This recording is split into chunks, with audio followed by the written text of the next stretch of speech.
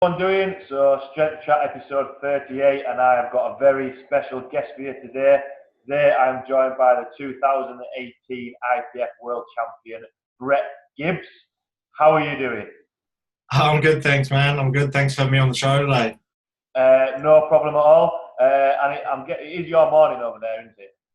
Yeah, it's actually 10:30. When we were emailing last week, we were getting the time zone a bit wrong, and then we Right. had daylight savings come in or end, and so it's 10:30 for me right now. Well, you've got the first record for the latest episode that I've ever done. So you've got that one to tick off. Oh, So sweet.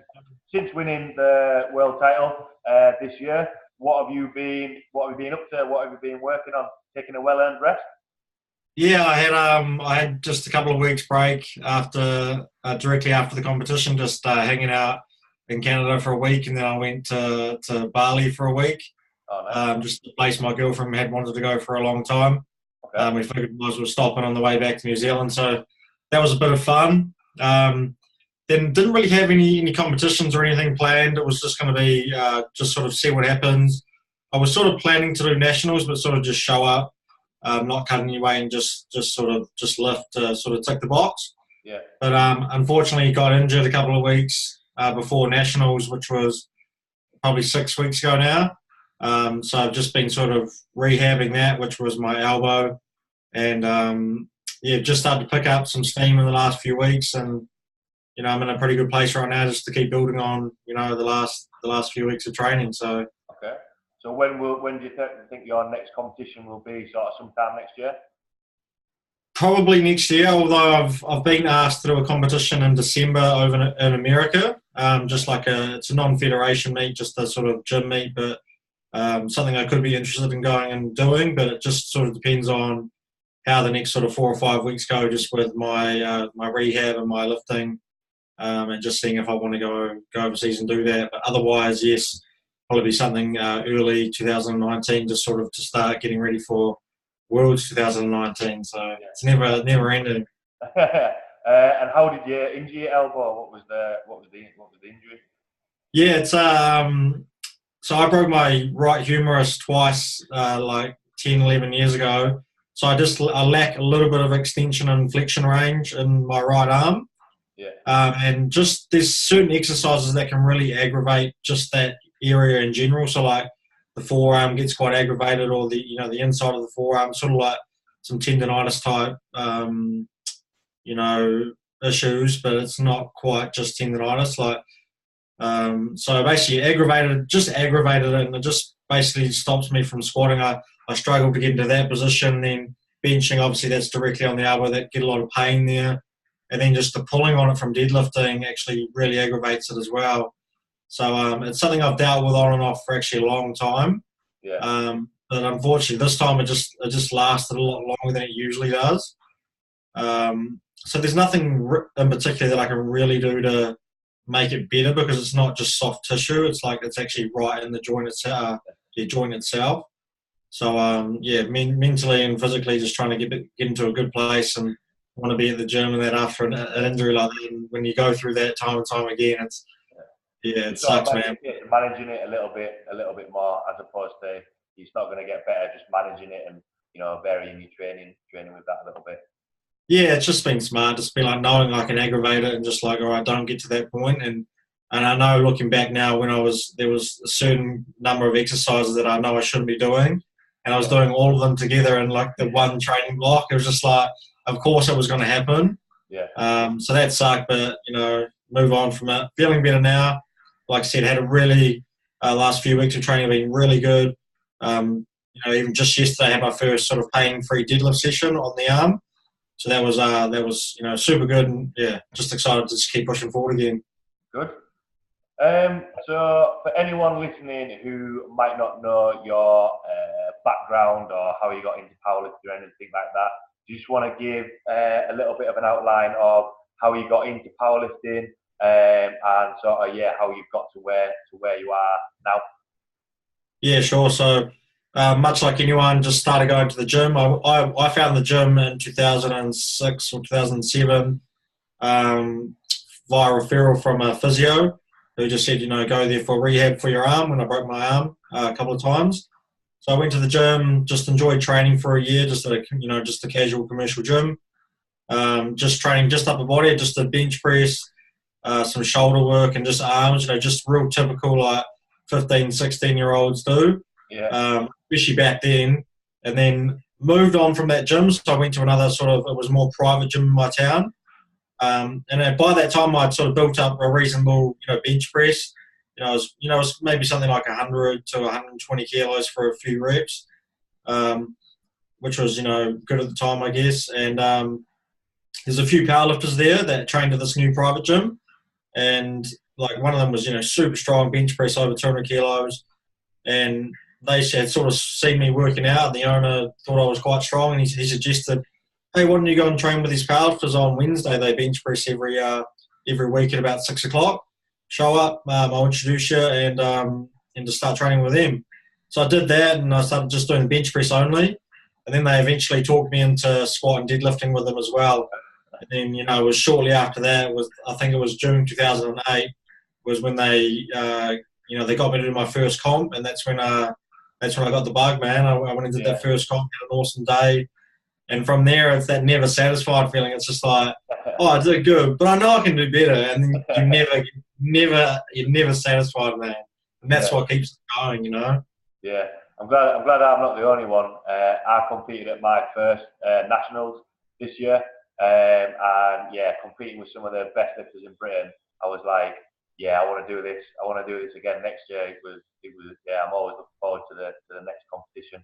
And obviously, you still enjoy lifting. Is that why you still keep going and still keep doing what you're doing? Yeah, obviously, you've got to enjoy the process. There's going to be a lot of things that change over the years. Just obviously in your own personal life and where lifting fits in and progress and how far you want to take it with travel and everything like that. But for me, it's always been a big priority. It's all I've ever really known. I've always been so driven to, to being the best version of myself and being the best in the world and, trying to push those numbers. And, man, that's what keeps me going. I really, really look forward to the competitions now and putting together good training cycles and just feeling motivated in the gym. That's what I'm just taking the small things, not taking them for granted, just making sure I'm ticking the boxes along the way. So when you're mentioning there about obviously, your goal is to be the best in the world. Obviously, winning it this year. Since starting out, from doing your first competition, how has your training changed? Obviously, the mentality is still, I want to get better, I want to progress. But has your training changed, or what's been the biggest improvements that you've had through your journey, if you like? Yeah, well, definitely understanding of powerlifting training specifically. So basically, just the simplest way to outline is, when anyone starts, you sort of just show up and you just do something, and that's the key part to any lifter. You just got to establish some sort of routine. The hardest part for most people when they establish just from going, not training, not doing anything to starting a new routine is actually just getting into routine. Yeah. So for most people, that's showing up to the gym 3, 4, 5 times a week at a set time. There's similar people around, becoming comfortable in that environment, doing that over a set period of time, and then trying to establish changes that are going to benefit them in a way that they want to see. Where for powerlifters, obviously that's doing good training that's going to make us stronger in time for our competitions and making sure we're utilising that. So it's much of the same as just improving that over time, improving your knowledge, improving your own thought process of trying to actually weed out, what I think works well for me, what doesn't work well for me. You might start getting a coach, and then obviously it just comes down to your frequency, your volumes, all the others, the minor details, and that they are big details, but how that just progresses over time and just naturally going with that. So how did you go about looking for a coach, or when did you start looking for a coach and start getting a little bit more sort of routine and structure into as you sort of progressed? Yeah, so I got myself to a pretty good stage by myself. So I think I first hired a coach in 2015, I want to say. So I'd already won the Junior Worlds in 2014 in South Africa. And then after that, I had a pretty average 6 months of training. Like, it was like a real big peak for me. Like, I was so excited to go away to South Africa, win Worlds. And, that was my, like, at that time, that was my fourth or fifth Worlds already. Like, I've been going to Worlds for a number of years. And then I had, like, just a couple of poor performances. So I was just sort of losing. I was basically just too hungry. I was just trying to lift too much all the time. And so I was so aggressive and so emotional and everyone can get caught up in that for a moment. So I started working with John Paul Couchy, and our main focus, our main change was just to start executing to the competition standards, day in, day out. So just tidying up my lifting was essentially what I would class that year of training. It was really well structured training, so it was just like linear periodization, so really easy to follow. Good volume blocks and just peak nice and easy. But just making sure that locking out your deadlifts, pausing your bench presses, squatting to depth, just ticking all those real basic things, making small improvements in techniques throughout time. So that was good because I had that obviously that coach overviewing my training, weekly, bi-weekly, whatever it was. So that was really good, and that just made me clean up. So I had a number of good performances under him. 7 from 9. That was an improvement. Sometimes I was only going 5, 6 from 9. Then I was a couple of 9 from 9s, and started to really be confident in my technique and execution on game day. And then once we had sort of established that and got that, we sort of decided to change my training up quite a bit. So I approached Mike Teixeira and been working with Mike for the last sort of two and a half years now, probably. I was really interested in the RPE stuff that he always talked about, and I've learned a lot. And obviously with his programming strategy, emergent strategies, that's been, I think, really beneficial in my training sort of progress over the last couple of years. And it also fits really well with sort of the way I think about training as well. So that's been a huge positive as well. So in terms of, before you ended up getting a coach, where did you find your information for programming? Did you just program yourself, or who were your sort of biggest influences in terms of your training and for you going and looking for a coach?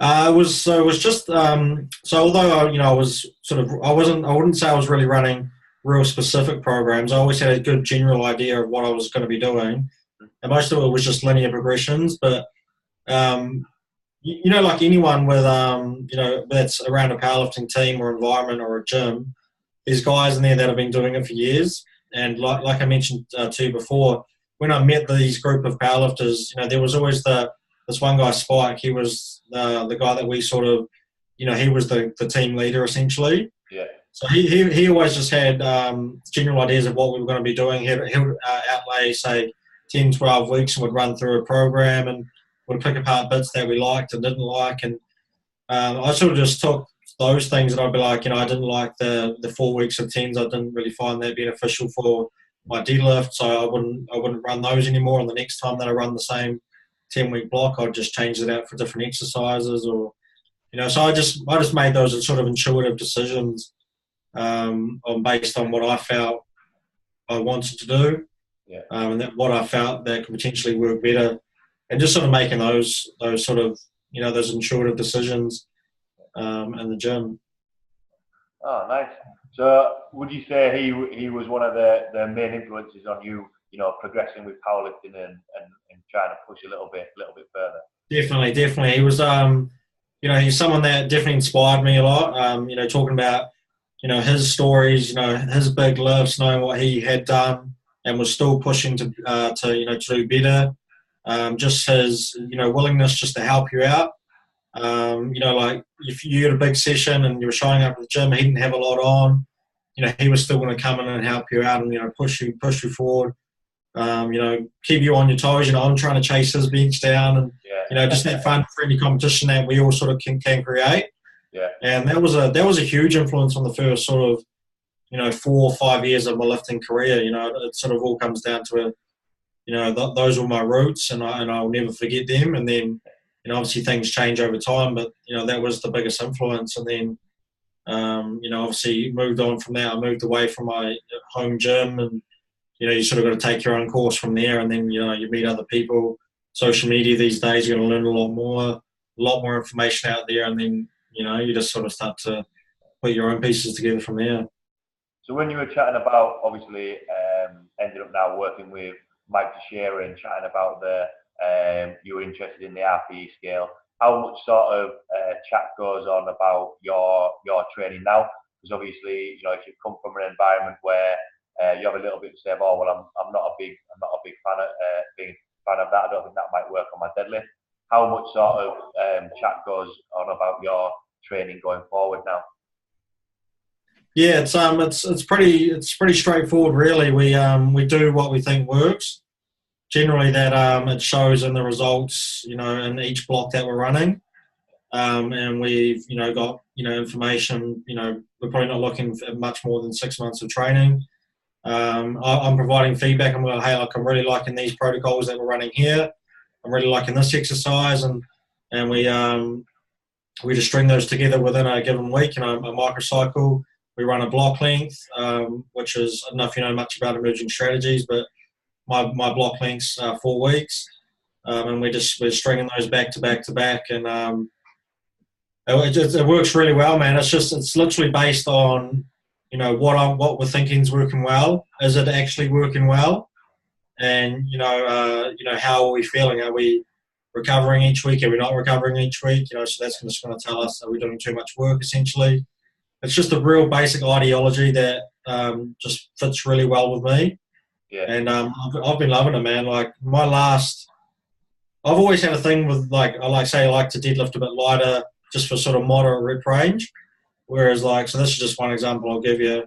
And you'll typically see most people will do a standard traditional peak into a meet where reps come right down. They're hitting heavy twos or heavy threes, heavy twos, and they might hit a single or something like that a week out. For me, it shows that, obviously I really liked it. I've always provided good feedback on the protocol, but I was doing a heavy single, and then I was doing 6 sets of 5 at 75% a week out from Worlds. Right. But the block before, I was running a single at 8 with heavy threes before. So I was doing a 3x3 at 85%. Yeah. And then I went into a 75% block. Right. And it was we knew based on, just the previous 6 sort of months of training, and also with my feedback, that was a better strategy for my estimated 1 rep max to start climbing higher. Yeah. Based on doing those 75%, as opposed to me trying to do it the other way around. So it's basically getting the stuff that you get the most bang for buck.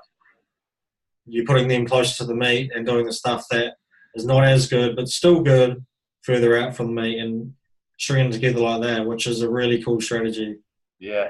I chatted with, I was lucky enough to have Mike Teixeira as a guest, and when he starts chatting about programming and that sort of stuff, it's sort of, I could have just, I just sat there thinking, wow, this guy really knows his stuff when it comes to it.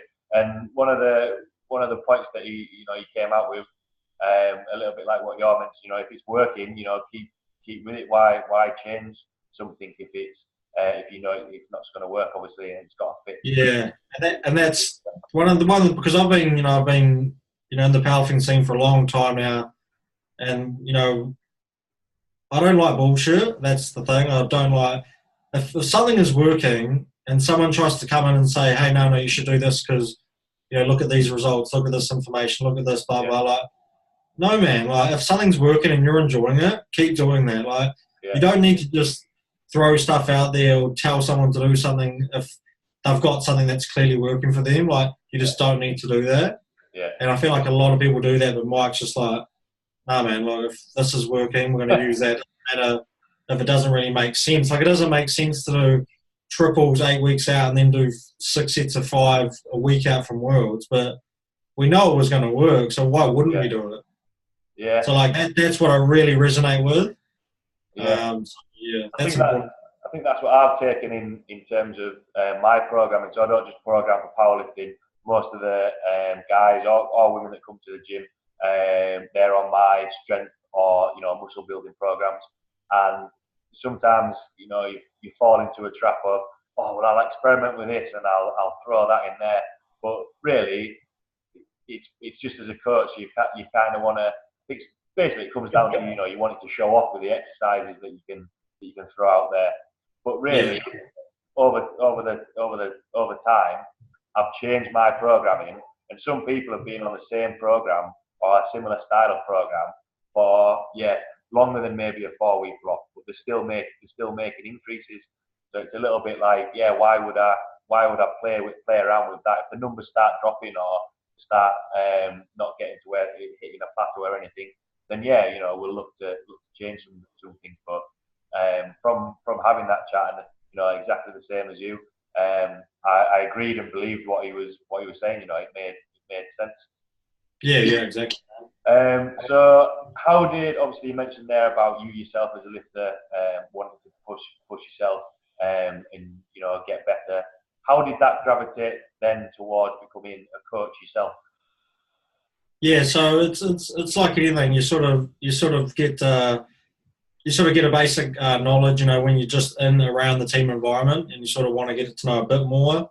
You've got your own self experiments, that you run with yourself, and then you sort of start to get quite a few people coming up to you. They're like, hey, I want to handle this, I want to handle that, and this was many years ago now, and I probably wasn't in a position to sort of offer help to the degree that I wanted to. So I went away and I just did a personal training course. This is like, I don't know, maybe 6-7 years ago now. So I did that and I sort of came out of that and I still wasn't really satisfied with sort of where I was at knowledge-wise. So when I started working with coaches like JP and Mike, you start to pick up a lot of things. And just having chats with a lot of, it's been a lot of years now, but just, having good chats with people who you resonate with. Like when people are talking, that's when you sort of can start to see like where their ideas and their philosophies sit. And when people talk about a lot of information, a lot of data, but just sort of I'm more or less, it's got to sit well with how does that program or that philosophy actually sit in a powerlifter's general life and how you can apply that, and not sort of just going about it the real traditional way of like just run this program, like I talked about before, those like linear blocks where we start with 10s, start with 8s. I really just wanted to pick apart more things, and I think the last few years has definitely been the biggest learning curve, working with athletes, but learning more about Mike's emerging strategies, and just wanting to actually try and help people get stronger and just sort of feed out some of the crap that people just try to put out there just for content's sake. So yeah, man, I've always been interested in trying to help people better technique. I think that just comes with powerlifting. That just feels like a real natural part of it. And then just wanting people to go about things the right way, execute in the gym. Like I talked about with me and JP, that was a big thing that he sort of put on to me, because before that I know things were a bit sloppier. I could improve on that. And then when I did that sort of 6 months to a year of training, I started to realize how some of these things are so important when you don't realize it sort of at the time, when you're not super focused on like, right, someone's overlooking my training, I've actually got to make sure I execute on that. And then, I just want people to go about it the right way, man. And I think that's what really drives me, is I just don't want to see people make the same mistakes that I made in my really early years of lifting. I want to push them to do well early on and make sure it's something that they can sustain. A couple of my biggest things is, good execution, sustainable lifting, and just, no bullshit. Don't just put stuff in the program that doesn't need to be in there. Just to, try to show off or do this exercise because I like it. It's like, it's about them and I want them to do well. So that's sort of how I think about the coaching process. it's good to see that the passion that you were saying there about yourself wanting to be a lifter, that passion there is for you as a coach as well, for your lifters to progress. I took a guy to a powerlifting competition at the start of the year, and I think I was more nervous for him lifting than it was for me. I've got a woman that's going to be competing in November, and I can't wait for her to get onto the platform. I think it'll be awesome. But when I see those lift, I then want to be like, right, when am I going to get on the platform? When am I going to be able to give it a go? Yeah, it's a funny one when you're game day coaching. So like you're running the cards and you're right there with them. You're seeing the whole process, and you've been handling them all the way up to that day. It's it's more pressure on you because I was thinking about that. We had nationals recently, and I went up to coach one of my guys, and just handling them. You're so nervous for them to make sure they get the lift. Yeah. And like you're more cut up than they are. Like I was like, okay, if I was in this position now where I was about to go out and squat and I missed it, like I'd probably be a bit gutted, but I wouldn't really care.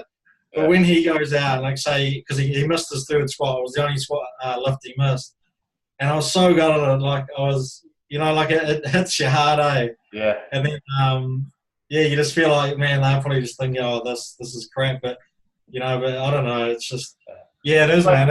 It's an emotional roller coaster, those comps, when you're doing like what you said at the start, it's that powerlifting bug. Once you've taken people to competition and compete yourself, that's it. You just sort of because I originally played rugby and then gravitated as I stopped playing more rugby, gravitated towards powerlifting and the community side of it, like you were saying about the other guys that you used to train with, is awesome. And you want to be in and around it.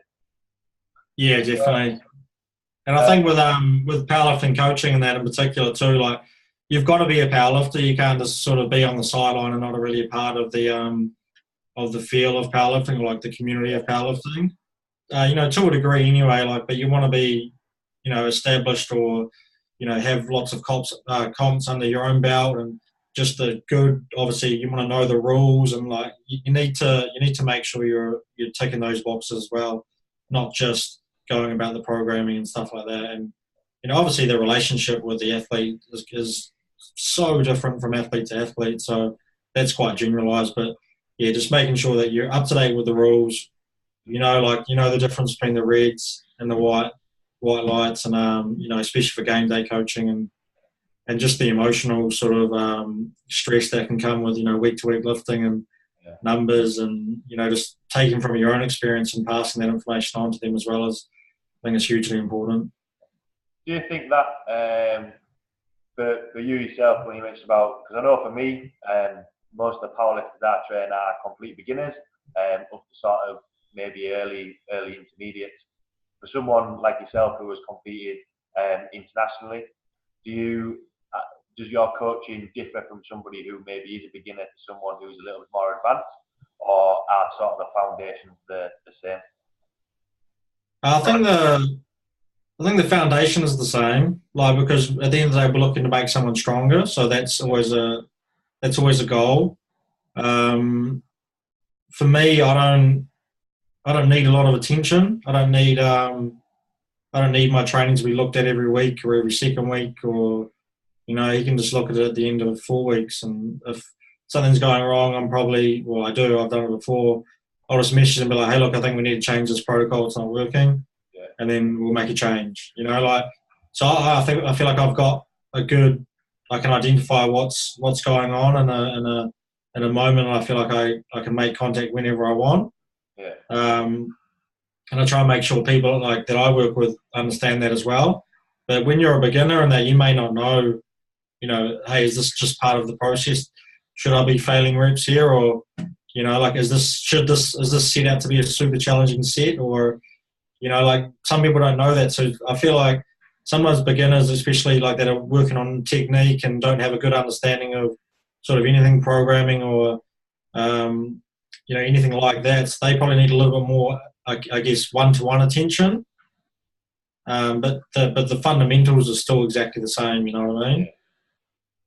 Yeah. It's a little bit sort of, because I always think, taking someone through from a beginner and progressing them through to a competition, there's a little bit sometimes more to work on, and then they gradually need that less amount of feedback. But yeah, for people listening in there who are in my powerlifting club and want to start to compete and want to start pushing me towards doing that. Yeah, well, I think that there's just heaps of like, I don't know if it's mistakes or just like wrong way of thinking or something, but it's just like a lot of things that they don't aggravate me, but it's frustrating because people put ideas out there like that. But like that's the idea, like you're not strong enough to compete yet. Like, I mean, that's just crap. Like, go and compete. Why would you not go and compete? Like, what I do in the gym right now means literally nothing. It's not, my training doesn't reflect anything until I go and compete and do it on the platform. Like, you need to have a starting point somewhere. Like, you can't just keep training and say, oh, I squatted 100 or I squatted 150. Like, I'm not strong enough yet. You're never going to be strong enough. Like, if you're satisfied at any point, you're not going to compete anyway. So just go and compete and then beat it next time and then beat it next time, and you're going to have something to work towards. Like, no one's going to judge you for not being strong enough. And then I think the other thing is there's a lot of technical, just talk these days, improve on this, improve on that, do that different, this is slightly different, cue that, cue this. I feel like a lot of beginners, they hear the stuff and they're like, they don't really know how to process it. So they're in a constant state of like self-doubt. They're like, oh, but was that right? Oh, was that right? Yeah. Was this right? Should I do that better? It's just like, hey, look, if you're lifting to the competition standards, then you're probably doing pretty well. Yeah, your hips might have moved up a bit early in the squat, or your back might have rounded a little bit more than we may have liked, or, there's those few like just smaller errors that we're going to get better over time. We know they're there, but let's just sort of keep plugging away at the main goal, which is, to get the work done and get stronger, like, and just trying to remove some of those sort of those mental barriers, or like those, that thought process that a lot of, beginner intermediate lifters sort of have, that overcomplication of stuff, and just get on with the job. Really. Yeah, I think a lot of people. I mean, I try and because we have a powerlifting club. It was actually tonight and on Thursday, so I only really get 2 hours with them a week. Other people that are maybe doing a little bit other coaching with me get a little bit more time, but just concentrate on one thing at a time. Right? Yeah, like you mentioned, hips might have shot up a little bit more, but your back stayed tight. So you've got to have those little wins. People do overcomplicate it sometimes, but what I like to say is, be patient. You're going to get stronger over time. I remember I had one guy come into a consult with me and he said, can you teach me to be stronger? And it's a little bit like, well, yeah, I can, but it'll take me a while. I can't just give you, right, do this, and you'll be stronger by the end of the week. You've got to keep working at it. Chatting about sort of just going back to when you mentioned about when you got into getting a coach and you had a few sort of pro competitions and that sort of stuff. I remember watching your review of the 2016 Worlds, and you sort of at the end you couldn't really say anything apart from just it didn't happen on the day. What's your thought process after that? Because obviously, it's culminated now in all the work that you've put in winning it this year. Yeah. What sort of your driving on that? How does your training? What's the focus on your training afterwards? And how long do you take off after maybe not having a few competitions that going 7 for 9 or something like that? Yeah, there was that was obviously a tough comp. I just mentally just got just wasn't there, right? Because a number of reasons, whatever. Moving on from that, I think I was going through a lot of like mental changes. Like I was like in my early years of lifting, I was so aggressive in the gym, man. Like I was screaming, I was the hype man, right? I was like, just if I was in the gym training, you would know about it because you're an EDM man. Like I was so loud, and like that sort of time, that was when I was starting to calm down a bit more. I didn't have that hype that was like that I used. That I was like the yelling, the screaming, and it was quite hard to accept a change like that because it felt like I needed to do that so much arousal, so much adrenaline, you know, that so fired up for the set, you know, like I felt like I needed to do that to be who I was, and to be as strong as I was. I felt like if I wasn't doing that, I was going to be weaker.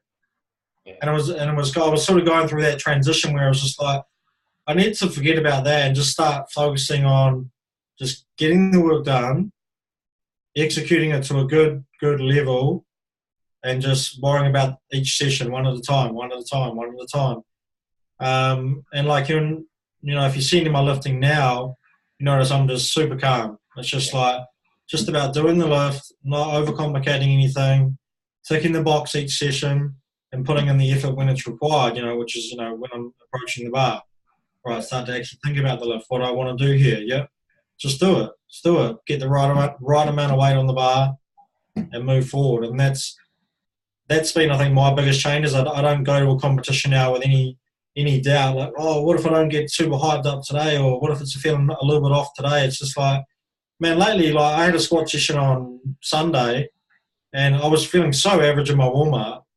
And I think a lot of like 5 years ago, even 3 years ago, I would have been thrown. I wouldn't have even attempted the top set that I did, even for multiple sets that I did this week.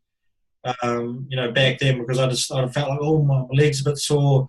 I'm probably not going to be that hyped for this because my weight's going to be a bit down. But it was just like I actually just kept warming up, and I felt good, and just kept going. Had a really good session. I think like that's just because I've accepted the change in my approach to the bar, which is calm, cool, calm, collective. Worry about execution and just do the job. And that's been my biggest change, is going through that process. And yeah, man, just being relaxed about it. So now I can go to a competition. There might be a lot of hype going on. There might be a lot of talk. He's going to beat you. Yeah. He's going to do this. You're going to miss that lift. What about your grip? You don't squat to death. All this crap. Doesn't matter to me, man. I know that I go to the gym every day and I execute for white lights every single time, 3 white lights. And that gives me some sort of peace of mind, and I just show up to comp stand and I'm just like, right, I need to do my thing. Yeah. So you obviously know that the strength will be there, obviously based on your estimated 1 rep max and that sort of stuff. How leading up to a competition, obviously if you're feeling good and that sort of stuff, how much is it? Do you just keep your headphones in and, you know, not really have a look at the other competition when you were saying you don't really, you know, if someone's saying, oh, your grip or whatever that may be, do you try and sort of keep yourself within your own frame of mind and try not to pay attention to other people? Because I know it can be about chatting about, right, well, so-and-so's going to lift this, so I've got to go for this. Do you leave that down to your coach, or do you just sort of keep yourself and focus on the lifting? Well, the thing is with powerlifting anyway, you can't actually control what anyone else does. Yeah. Like someone could go get so strong in the next 6 months, and I've got no chance. You know what I mean? Yeah.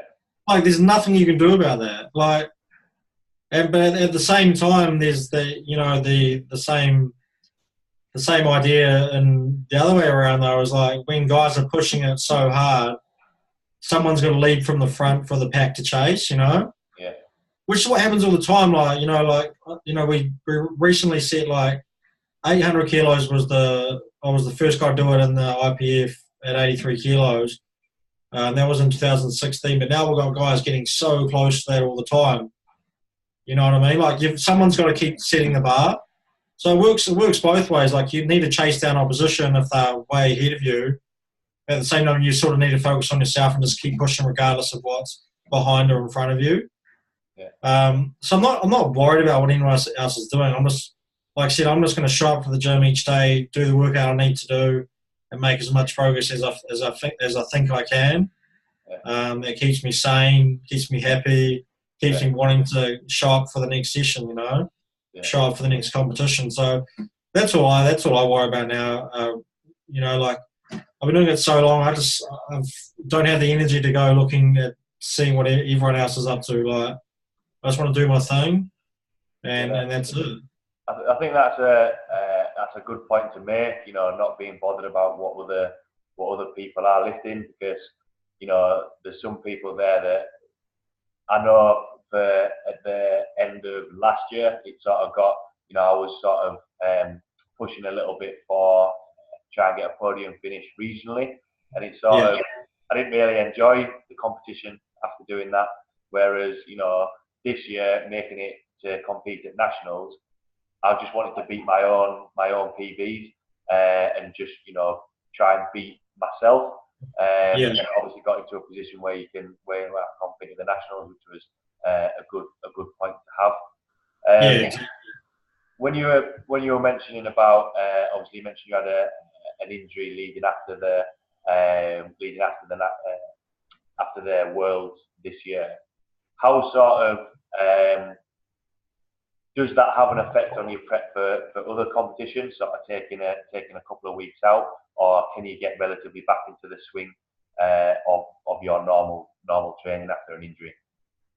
Oh, so after the injury, obviously it's all, a lot of factors can go on, but this one in particular, I tore just the upper part of I think it was my right quad, which just meant I couldn't do exercises which hurt my quad.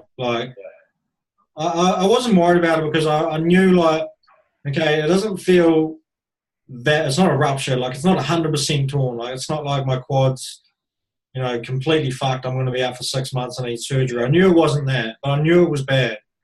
I knew it wasn't just I'd heard it, I'll be all right tomorrow to deadlift. It was shit, I've done something here, but I still have, 3 months till Worlds. And if I can string together 2 training blocks, so about 9 weeks roughly, then I'll be fine. Then I know I can at least get back to my strength levels where I'm at right now. Yeah. I won't be able to probably make any progress, which sucks, but if I can get back to where I'm at now, I know I can still probably take the win, put together a good total. So my mindset was really just don't worry about it. Just do what I can to make it better, but do everything I can around it to, improve elsewhere. So I don't know, do I do more bench pressing? Do I just maintain my bench pressing? What do I do there? Can I deadlift? How much deadlifting can I do? Can I do any squats or can I do any single leg work? What can I do to take out of this that's going to be positive to when that injury is back to 100%? So it's just that's with any injury. You want to work around the injury, do whatever you can to maximize performance in that period where you can't do everything that you want to be doing. Yeah. So I felt like I did a really good job of that.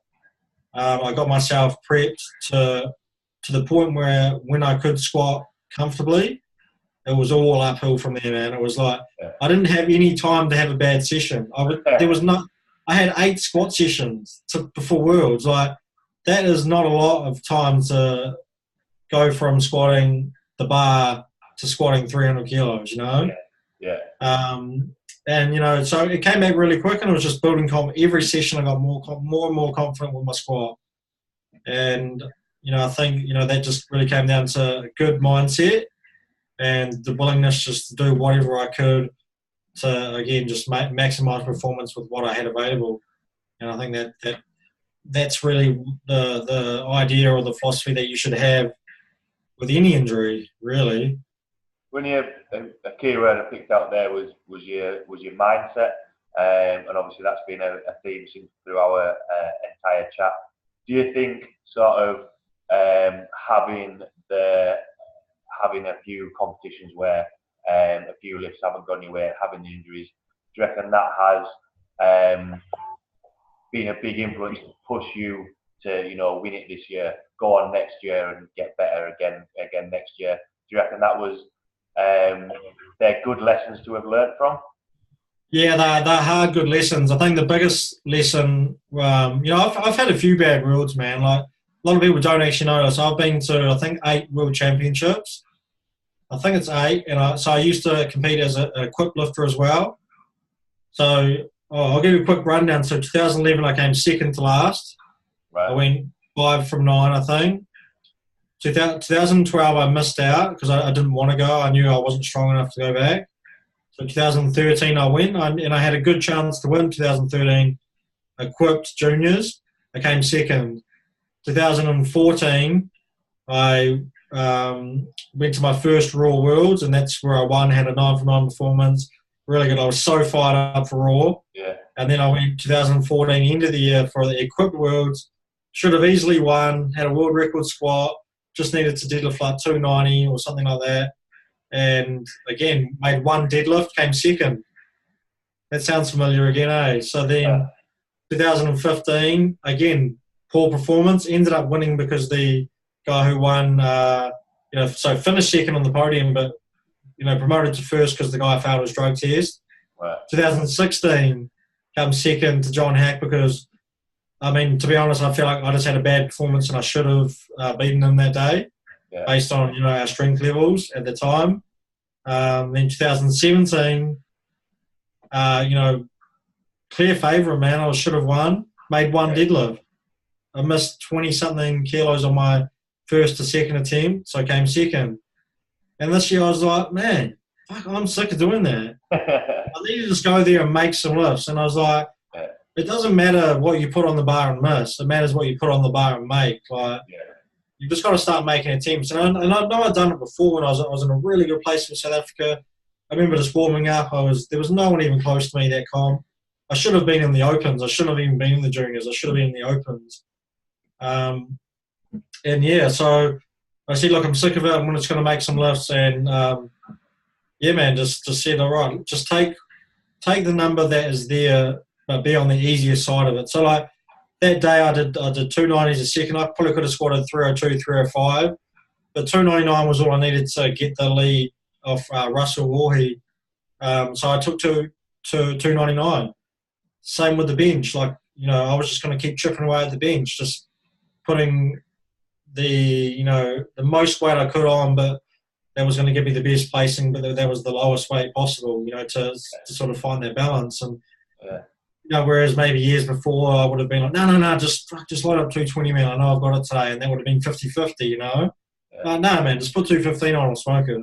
Like, I'm going to build a total. I'll make the lift, and then come around to deadlift. Like, I reduced my deadlift opener, I reduced my second, and then just put whatever I need on for the third because I'd already won it. Like, so just I guess maturing a bit as far as attempt selection and trying to not be as aggressive and I guess eventually learning from your mistakes. It doesn't always happen right away, but there's more than just one lesson to be learned each time, and that's not just about a team selection. It's not just about your mindset going to meet that.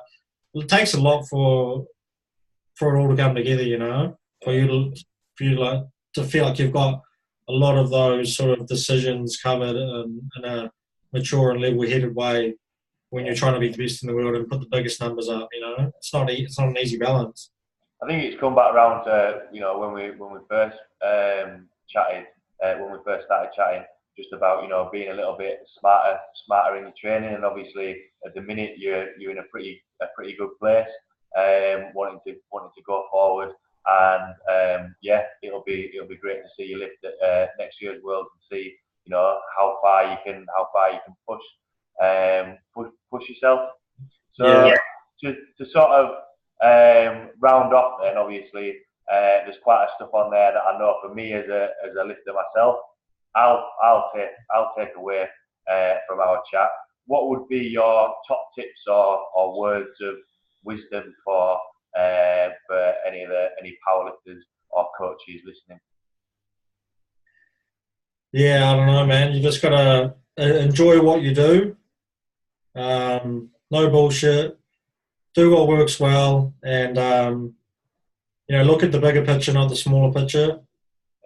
That covers many things. Your technique, programming, everything. Just don't get caught up in stuff that doesn't matter that much, and just enjoy your time in the gym. And as long as you want to keep getting better, as long as you want more weight on the bar, if you want to keep improving your knowledge as a coach, then you'll do those things. Just be disciplined, and when times get tough, man, just keep grinding it out, and just reassess along the way. Just maybe sit down every few months and just say, hey, where am I at? What do I need to change? And just have good self-reflection as well. I think that's some great points to finish on. Like I said, I know I'll take some of the points that you've said there. If anyone has got any questions for you or want to get involved in coaching with you, where can people find you or get in contact with you? Probably just best to go to my website, which is brettgibbspowerlifting.com. They can just send an inquiry through there. Any questions, doesn't matter what it is, just they want to talk about coaching, anything, any specifics, just send me a message and I'll fire an email back pretty quick, generally. Sweet. So thanks for taking the time to take the time out of your day to chat with me. I know I've really enjoyed that chat. Thanks to everyone for listening, and I will see you all next week. Awesome, man. Thank you.